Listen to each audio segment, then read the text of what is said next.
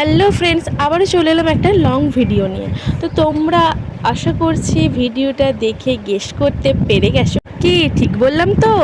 একদম তোমরা ঠিক গেস করেছো। দিনটি ছিল শুভ নববর্ষের দিন, সঙ্গে আমার ক্যান্ডির বার্থডে।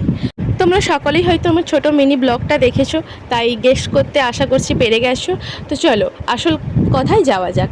ওই দিন ফার্স্ট কাজ ছিল আমার ড্রেস কিনতে যাওয়া। নববর্ষের দিন সকলেই প্রায় সকলেই বলতে গেলে নতুন ড্রেস পরে, তাই আমিও চললাম আমার প্রিয় মানুষের হাতটি ধরে জামা কিনতে। তো ওই দিন ও বলেছিল এসে যে চলো তোমাকে একটা নতুন ড্রেস গিফট করি। তো কার না গিফট পেতে ভালো লাগে তোমরাই বলো। তো তোমরা নববর্ষে প্রিয় মানুষের কাছ থেকে কে কী গিফট পেয়েছো আমাকে অবশ্যই কমেন্ট করে জানিও।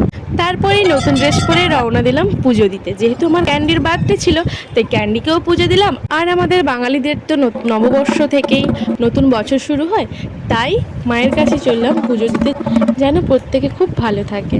আমি এই কামনাই করি। আর আমার বড়দের জন্য রইল শতকোটি প্রণাম, আর ছোটদের জন্য অনেক অনেক ভালোবাসা। তো আজকের দিনটা আমার খুবই ভালো কেটেছে। তো তোমাদের কেমন কেটেছে আমাকে অবশ্যই জানিও। তারপরেই দেখো বাইক পুজো দিতে যা যা রিচুয়ালস পালন করতে হয় ঠাকুরমশাই সব বলে দিচ্ছিল। তো সেগুলো আমরা সব পূরণ করে আমাদের পুজো সমাপ্ত করলাম। তারপরেই আমরা বাড়ির পথের দিকে রওনা দিলাম। আর যাওয়ার পথে আমরা একটা ধাবা পেয়েছিলাম, সেখানে গিয়ে একটু খাওয়া দাওয়া করলাম। তো ধাবাটার নাম কি ছিল সত্যি আমি খেয়াল করিনি, যদি কখনো অন্য কোনো দিন যাওয়া হয় তোমাদের ঠিক জানাবো।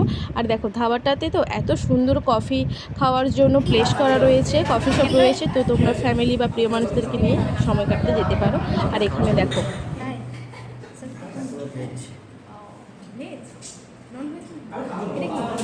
মানে কি